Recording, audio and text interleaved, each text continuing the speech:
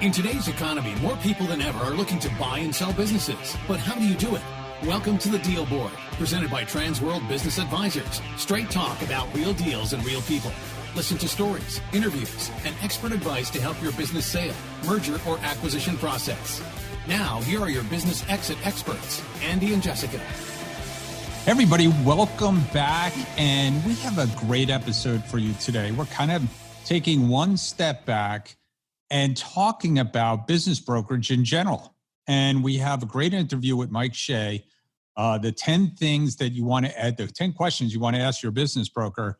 But even before that, we want to step back and tell you why you want to use a business broker and what a business broker does, right? And so, yeah. Jessica, I mean, it's a pretty good subject to It's actually a pretty good subject. And it's pretty funny. You know, we've been doing this podcast for almost 2 years now. By the time this episode comes out, we'll be like a couple of weeks shy of 2 years. And we're business brokers, and we never really formally introduced ourselves or introduced the profession. So like you said, let's take a step back. Let's first talk about like what a business broker is and kind of what my friend calls your escalator speech, or like your 10-second pitch. Is what I tell people is we're kind of like real estate agents for businesses. We're not the same as real estate agents, but and if you were to explain it to your grandparents, that's how I explain it.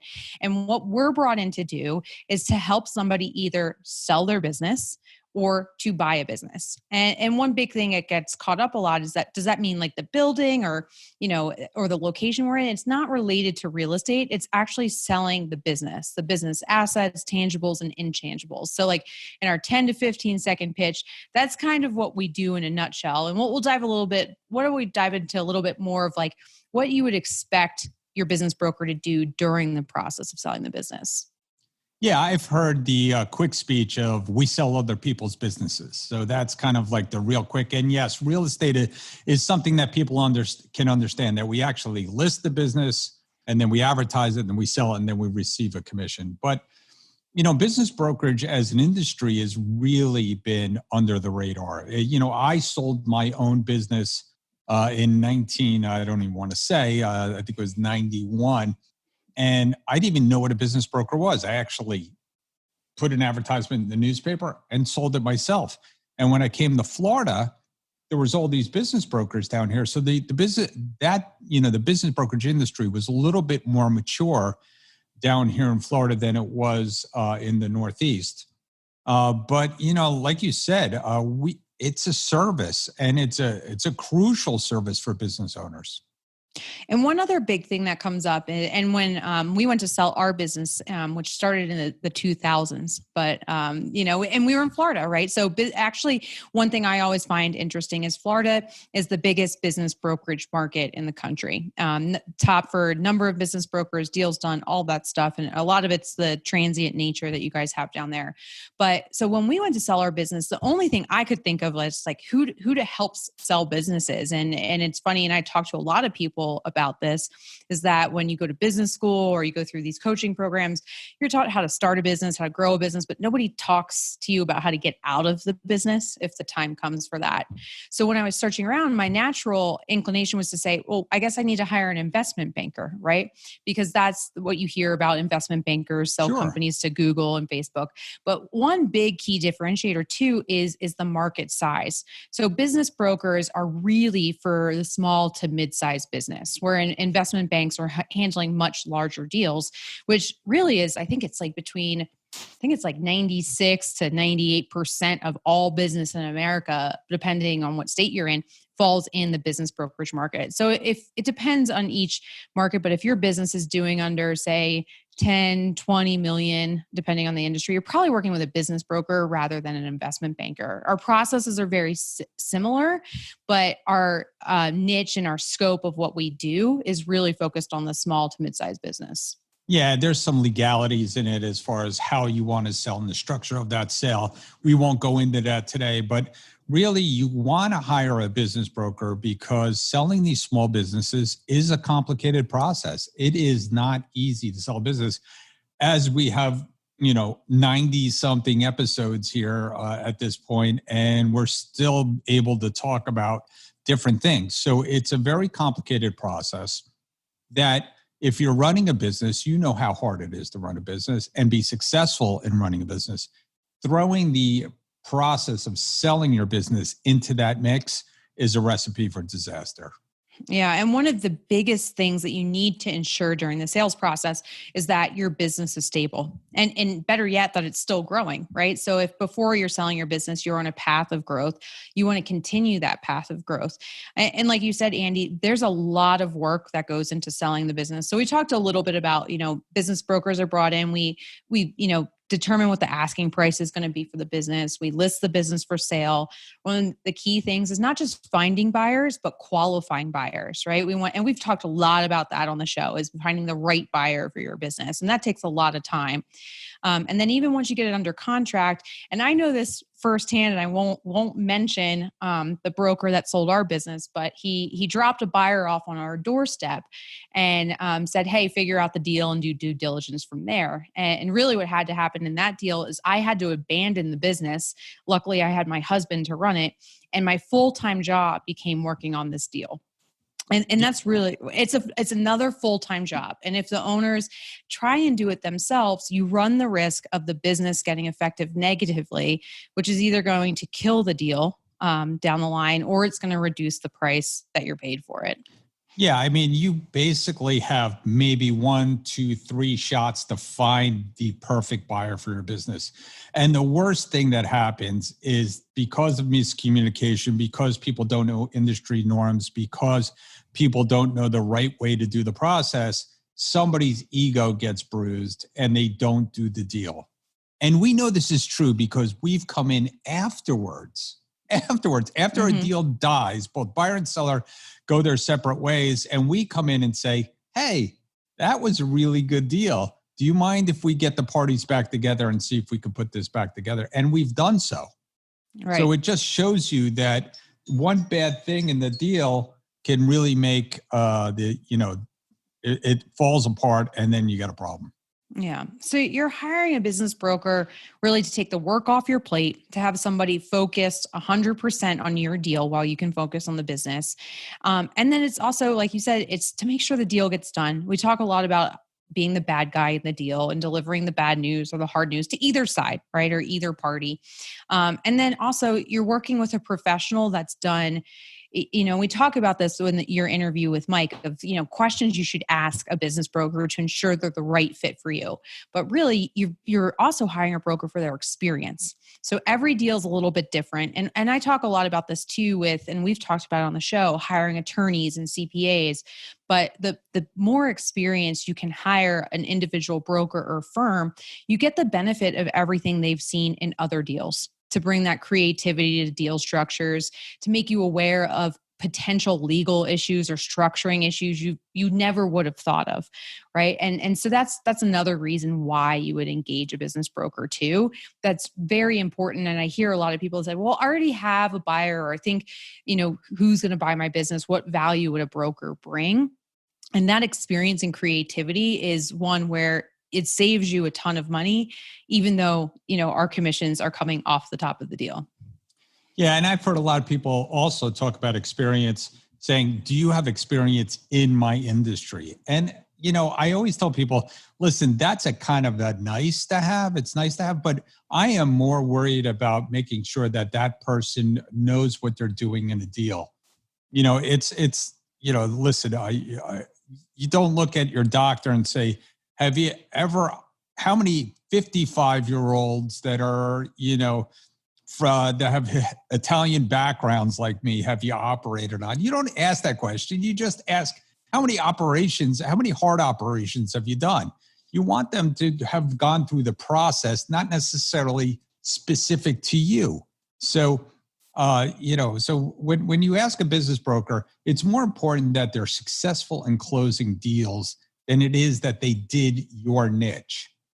Is actually sometimes it's a benefit if they're not in your niche, because you see in a lot of industries, there'll be a handful of buyers that do their deals the same way every single time, but there might be a key structuring issue or a valuation issue that you borrow from a different industry. And that's by using a business broker that's more of like a generalist, that it expands that creativity box that I was talking about. So There are in some minor cases that like industry specialization is important. Like and we've talked about this on the show, one of the big ones out here is cannabis because the legalities around that are so specific. But in almost every other industry, I think the generalist knowledge trumps the industry experience. Yeah, the only place where it really comes into play, and you just mentioned it, is perhaps valuation, right? The valuation that goes into a specific industry, and we've seen it in insurance, and we've seen it in selling accounting practices, and we've seen it in selling beverage companies, and we've seen it that those companies have specific valuation methodologies that are applied that are outside the norm of general valuation. And so, but all that information is available now. I mean, the internet's a wonderful invention. There's tons of databases that we belong to, which is another reason why you might want to use someone like Transworld that has access to those tools. And I think we do talk about that with Mike. Is that one of the things is what kind of resources do they have? And, that's just another good point in making sure you're picking the right business broker. But if you get nothing else out of this introduction is pick a business broker. Just like when I talk about, running a business, pick a good CPA, have a good attorney. I mean, these are all necessities. This is a huge decision, a huge financial transaction in your life. You want to make sure you have the right one. Right. And, sometimes one of the biggest financial decisions you're going to make. So the rest of the episode that we have is, okay, so now you've made a decision, you're going to hire a business broker. The next step is how are you going to do that? So Andy and Mike have an interview where they're going to go through 10 things, and these are not all inclusive, right? But these are 10 questions that we feel are really important to ask any business broker that you interview. And we cover everything. You guys cover everything from like how many deals have you been done to the introduction of what we call co-brokerage and marketing. So there's a lot of different aspects of hiring the right broker. And I think you guys did a great job of running through these top 10 questions that you're sitting in front of a business broker or you're interviewing 2 or 3. How do you really pick and figure out which is the best one to represent your business? Yep, it's a great episode. Let's get to it. Transworld Business Advisors is the world's largest business brokerage and mergers and acquisitions firm with over 500 brokers in nearly 200 offices worldwide. Transworld's team handles thousands of business sales every year. To be connected with a qualified business broker or learn more about the buying and selling process, visit tworld.com/the deal board or call 888-719-9098. Hey, welcome back, everybody. And we are going to talk about the 10 questions to ask your business broker. I can't believe that we haven't tackled this subject before.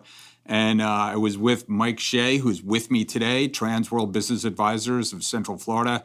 And he was reminding me that we hadn't talked about this, and he has a blog on his website talking about the 10 things to ask your business broker before you list with them. And it's a great list, and let's just jump right in. Number 1, what should you ask, Michael? So number 1 is how many deals have you done in your career, and how many have you done year to date? And that's an important one for a variety of reasons that'll become clear in a moment, but it's an indicator of the activity of the broker in the marketplace. And you got to remember, if they don't have money from successful closings, they probably aren't going to have the resources to properly market your business for sale. So you want to see that the guy or gal you're hiring is active and working in the business full time. And this isn't a hobby, and you're not going to certainly give them a big transaction to handle on the chance they may sell it. Yeah, we see a lot of people trying to tackle this business part-time. We certainly don't like that. We don't have those kind of people here at Transworld. So we're looking, you're looking for someone who's really doing this. And it just makes sense, right? Absolutely. All right. Number 2. How often do you co-broker? This is my favorite. I love it too. Yeah. So believe it or not, and most sellers assume that a broker, is just it makes sense, right? If you go out and sell it, half is better than nothing. And they assume in a lot of states that you're a real estate broker, and that's a misnomer. But they assume that you're going to go out there and try and get the buyer as fast as possible. And the reality is that less than 20% of deals are co-brokered. Right. Which is a shame, because business owners just want to sell their business and they want to sell to the right buyer. And it is a huge disservice for brokers to try to hide the deal from the marketplace. So you want an open marketplace. So you want a broker that actually co-brokes. I speak about this nationally. It's an issue that will continue to evolve as we go on and more business brokers open up to the marketplace, but it's just out of pure greed. It is. And question number one, how many deals have you done? And question number two are intrinsically linked. A good broker in the United States will do 8 to 10 transactions. And keep in mind that 20% I just mentioned, is being co-brokered. I do a heck of a lot more than that, in the 20s and the 30s. And I think my co-brokering percentage last year was 80%. Yeah. So we do believe in sharing deals here at Transworld, and it's only good for the seller and the buyer. It's absolutely the right thing for the seller and the buyer. It creates competition and it gets them the best price. And I literally and the best buyer. And the best buyer. I literally just had a deal. We're looking at my board in my office, a $3 million transaction, and that seller had 4 offers to look at. Right. That's the way it goes. All right. Number 3. How much money are you spending on marketing? Yeah, I mean, that's a no-brainer. Transworld is the number 1 online advertiser in the world. And forget just online. We're doing all kinds of marketing. And it's really important to make sure that you're properly exposing a business to the marketplace, right? Right. And when you ask your broker that, they shouldn't be searching. They should know right off the top of their head how much spend and where they're spending their money. If they're going to be a sharp salesman and a sharp business broker, they have to have a mastery of their own business, and not knowing where your money's being spent or how much per listing is kind of an indicator of their skill set. Yeah. So number 4, what's number 4? Do you have a specialty? Right. So we mentioned in the beginning that you talked about how many businesses someone sells, and you didn't mention the specialty. So it's not the most important thing to have specialized in that industry, correct? No, but it can be a contributor to speed of transaction, what I like to call deal velocity, because oftentimes if you have one listing, you collect buyer data. They go into a database from a marketing standpoint. They get peppered with your new ones. You learn certain things about certain businesses. So, for example, if you're in the selling medical practices, there's subtle nuances to how those things have to be transferred, to how Medicare, Medicaid are all handled within them. Sometimes patents, and having touched those things and sharpened your teeth a little bit prohibits the mistakes from happening that can create a deal. So it's not a really important thing, but it certainly is helpful. Yeah. More important, I would say, is that volume question, because if you've done enough transactions, you know what you don't know. And what I like about here is if I don't know something, I can pick up the phone and find any one of 250 people who has done something like it before. Yeah, sure. And that's the power of having a huge network like Transworld. All right, number 5. Here we go. The huge Speaking network. of it. How big is your firm? And I think in business brokerage, size matters. If having a real marketplace, a digital marketplace where transactions are happening is the wave of the future, and it clearly is with the onset of the internet into our space, it's important that your firm be large and that it does enough transactions, because that's how buyers and sellers are being brought together. So deal volume, the size of their revenues. When I was working in the corporate world, and I would negotiate with other corporations for transactions, they routinely looked at my financial statements to determine if we were healthy. As a seller, you want to make sure your broker's healthy financially, and the size of their firm in both revenues, profits, and sheer scale and scope is important to that. In addition, their bandwidth, their ability to handle problems at peak seasons, because there are some seasons to our business. Sure. And sometimes people get sick, right? Yeah. And if someone gets sick, I did a couple transactions while I was on vacation. I could pick up the phone, I can talk to people over here, but sometimes the personal connections mattered. And I used a guy in my office to handle a transaction while I was out of the country. Yeah. All right. Number 6. Can you show me comps for my business? Yeah. I mean, this is important. There's so much information out there, and it costs money to belong to these databases. And so we can actually show a business owner what other businesses have sold for, right? Yeah. And we have that sales data. I'm actually, I've been called a couple of times to be an expert witness, and I'm able to pull up the data. A lot of times sellers default to their CPA And CPAs can do valuations, but the CPAs don't have access to the sold data. So that's the closest thing to what the actual market is doing. And we use that as a baseline, that coupled with our ability to market to drive competition to get a deal done. But you want to see, A, who's your competition on the market, where they're priced at. You're, of course, not going to see the names, but you want to know how many businesses are out there in your same category and what they're priced at. And then you want to be in that top 20% of listings. Yeah. And of course, you want to make sure that your broker's prepared. If the broker shows up and doesn't have comps for the industry, yeah, you need a new broker. That's kind of like a red flag, right? Yeah, another red flag, yeah. All right, number 7. Will I have to hold paper or do seller financing? Yes. And the answer is yes. More than likely you will.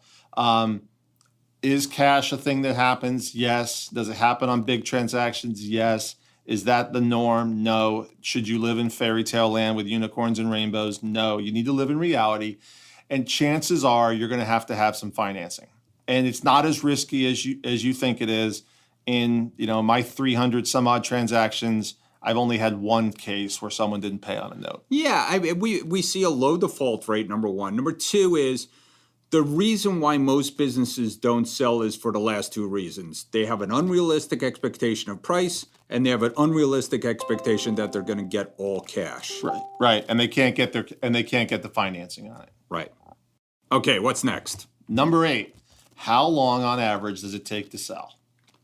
Yeah, it takes a while.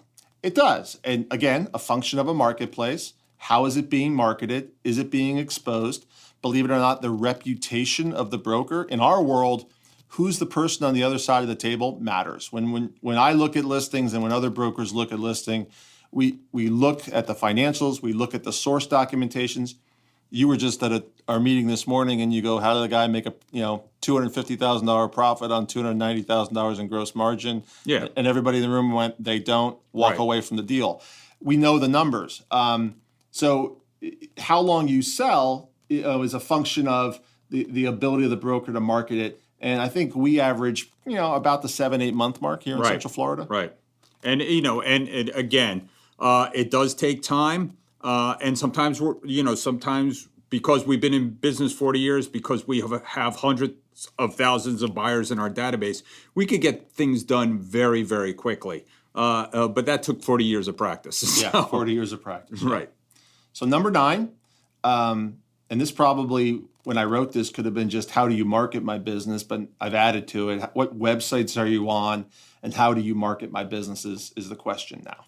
Yeah, and it isn't just about the websites, because the portals have gotten more sophisticated. There are different levels in the portals. There are different services in the portals. And again, back to your original thing is how much money do you spend on those portals is going to be very important. And it's not it shouldn't be on every website. Certainly I don't think you want your broker to put your stuff on Craigslist. It's not, or eBay. That's not how it works. You want to be on reputable portals. And you want your broker not only to do the portal thing, but to have hundreds of thousands of buyers and be able to reach out to perhaps strategic and synergistic buyers for your business. And that's what we have the ability to do. Right. The type of buyer is different. The type of business is different. The marketing approach is different depending upon the business. I would even go deeper into how much of your spend is on branding, how much of your spend is on advertising. I think we're probably the only brokerage that actually has a vibrant podcast that does educational information as opposed to listing and talking about themselves. We try and give as much value. And then we're forward thinking. We get on platforms that you would never think would be for business. There's some secret sauce out there we don't want to talk about. Right. All right, last but not least, number 10. What is your commission? That's like the magic thing. And I'll tell you right now, I believe that you get what you pay for. Right? Yes, no doubt. And sometimes, the easiest, smoothest deal looks easy to the consumer and they think it's a commodity. And the reality is making it easy isn't just a handshake and something that happens overnight. It took us 40 years. And, if a transaction looks easy to a buyer and a seller now, it takes lots of experience and having handled transactions over and over again and knowing what questions to ask so that you can prohibit the problems from happening.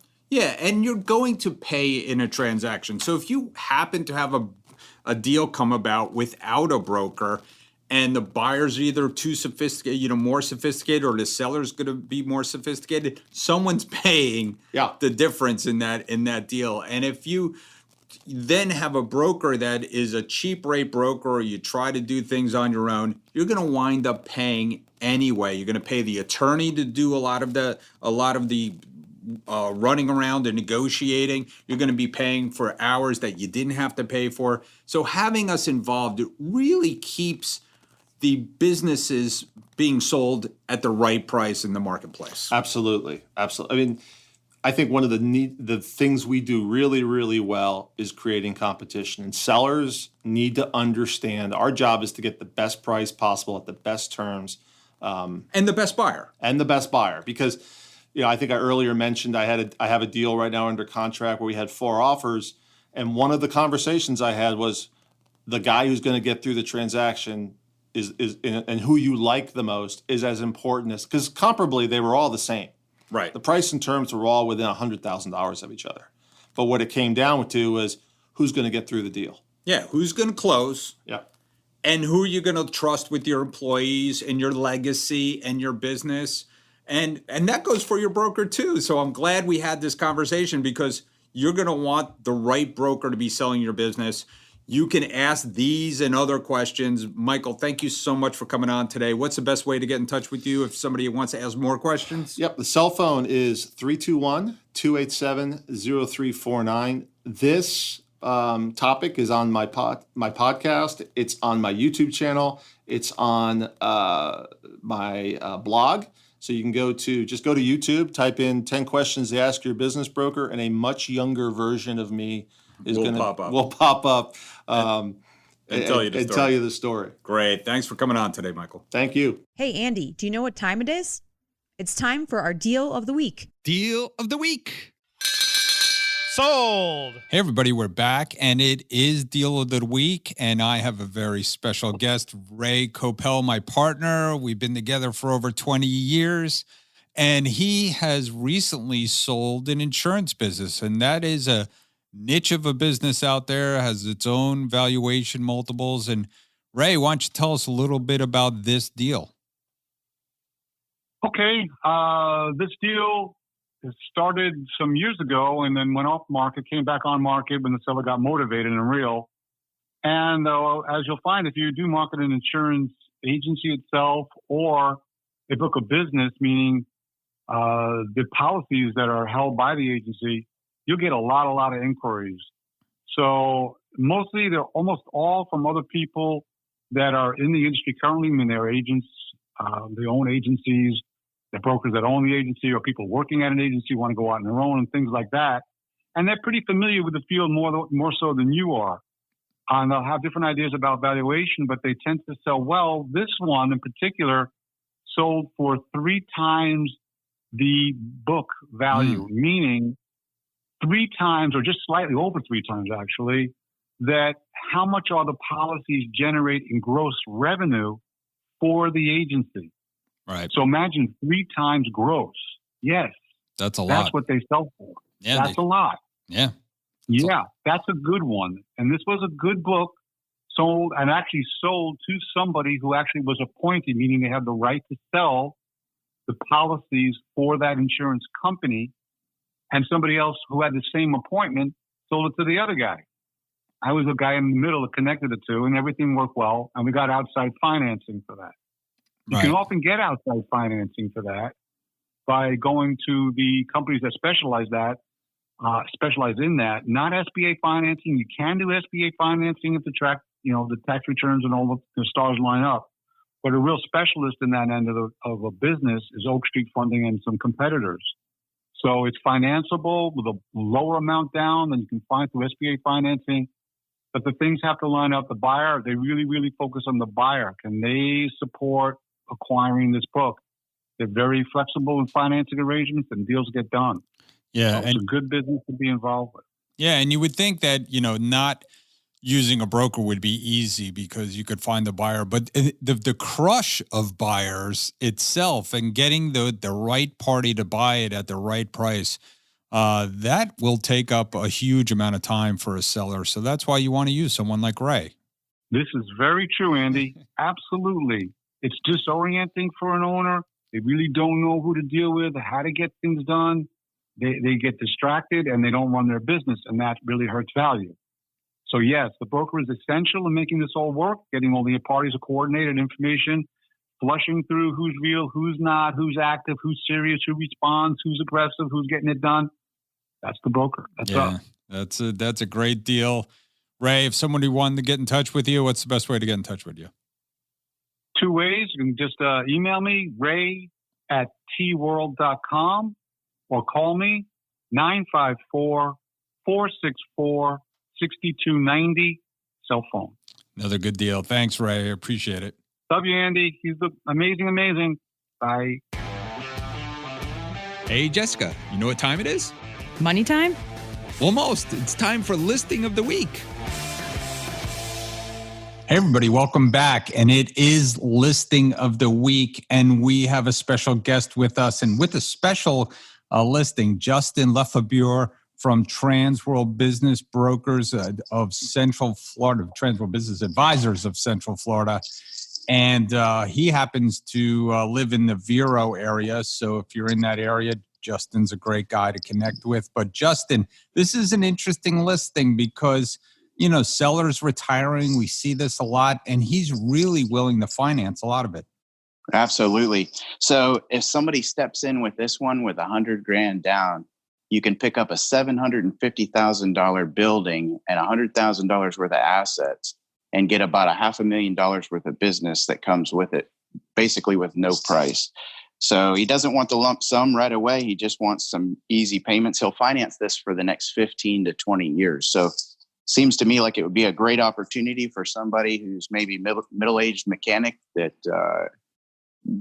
knows they're going to be at it for another 15 or 20 years and have a great property afterwards. So it's laid out like a typical transmission mechanic shop?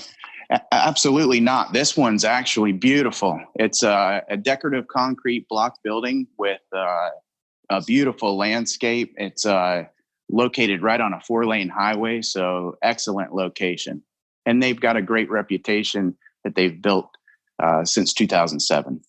Yeah, I mean, we don't see this very often. We see, of course, you know, all sellers want to get the right buyer for their business, but this one's kind of special that he's willing to do so much financing. He just really wants the right buyer to take this business over, and you're getting a business for free, essentially, if you buy the building. And again, he's willing to finance I think that's about 80% of that. So that's pretty incredible. Absolutely. So, and it's also COVID and recession proof. People have to have their cars fixed. Yeah, people are out there and getting their cars fixed. We see that the used car market is exploding because people are holding on to their cars much longer, so they need to get them fixed. So, Justin, if somebody wanted to know more about this business, what's the best way to get in touch with you? They can always call me on my cell phone. That number is 772-925-2675. They can also reach me on my email address. That's jlefebure, JLEFEBURE @tworld.com. That's great. Thanks, Justin. I really appreciate you bringing this very interesting listening to us. Get in touch with Justin right away. Deals like this fly off the shelves. So thanks, Justin. Thanks for coming on today. Thanks, Andy. You have a great day. Hey, Andy, do you know what time it is? It's time for our deal of the week. Deal of the Week. Sold. Hey everybody, we're back, and it is Deal of the Week, and we have a very special guest, my partner, Peter Berg. Peter, welcome. And this is an interesting deal because this is like 100% COVID, right? It started right after COVID hit, and then you closed the deal. So why don't you talk a little bit about it? Sure, Andy. Thank you. Good to be back on the podcast. Yeah, it was an interesting deal because it was a referral from a CPA who's referred clients to me in the past, and it happened around the middle of March when our office was closed and we were already working from home. I never met the seller. Had some Zoom calls and a couple of phone calls, signed the marketing agreement, packaged it up and went to market, started to get, now we're in April, started to get a lot of interest. The company itself was a logistics company, a third-party logistics company, where if you're a seller of products online, instead of having your own warehouse and your own crew, you deliver your goods to this third-party warehouse, and when orders come in, they pick them, they pack them, they ship them, and take care of it, and you pay per piece. So I got a lot of demand.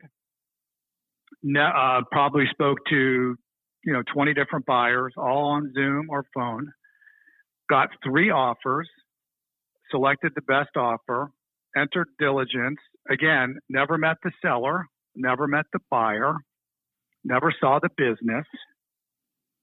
Everything was done from my home office, and went through the whole process. Finally, at the end of due diligence, now let's say in the end of May, the seller wanted to come into town from out of town and see the facility. So I did make arrangements for him to see the facility. Seller was out of town, had an employee take us around, but I did actually meet the buyer and see the business for the first time at the end of due diligence.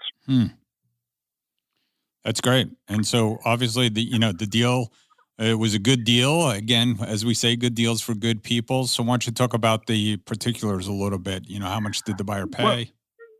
Well, so the business was listed for $600,000.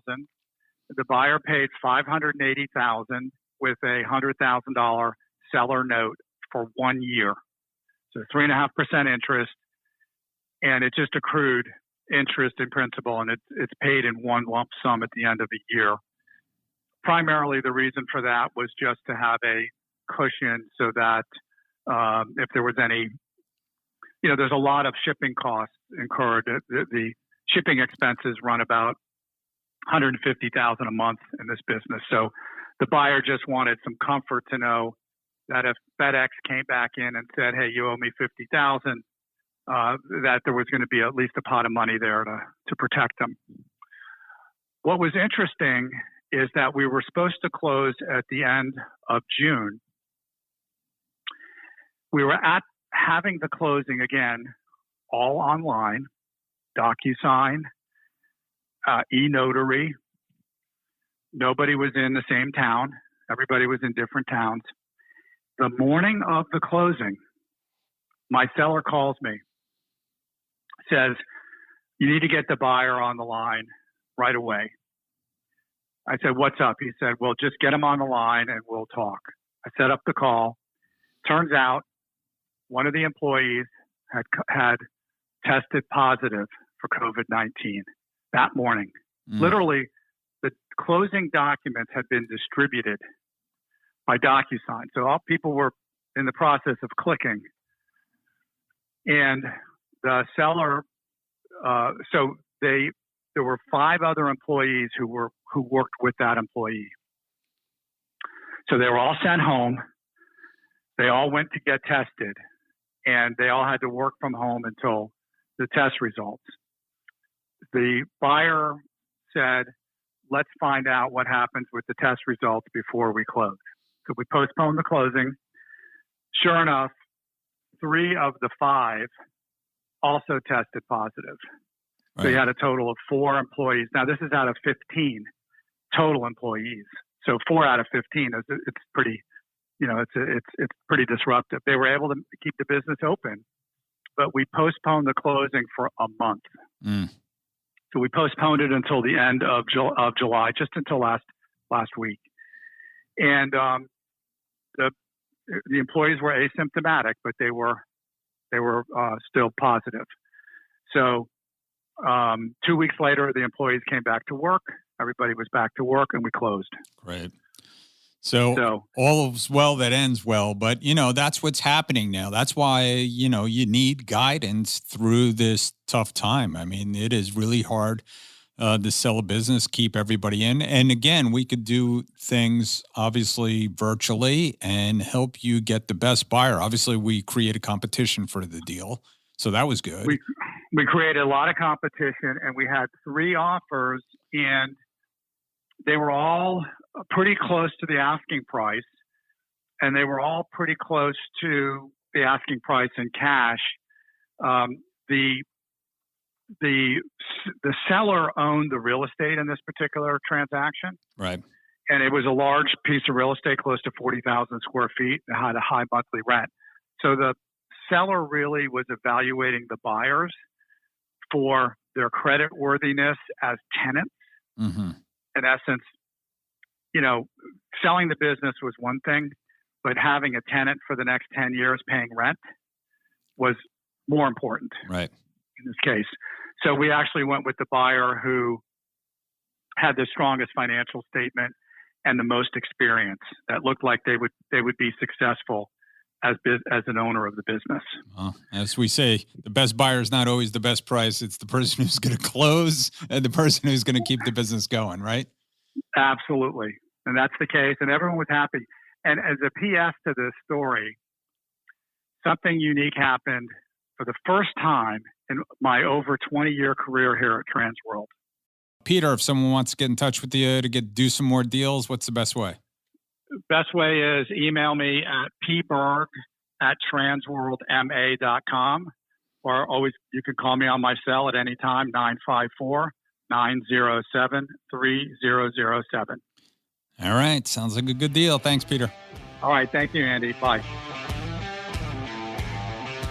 Thanks for tuning into the show today. If you like the podcast, share it with your friends on social media. And don't forget to subscribe and leave us a review on your favorite podcasting app. If you have questions, would like to appear, or have suggestions for topics for the show, get in contact with us through our website, thedealboardpodcast.com.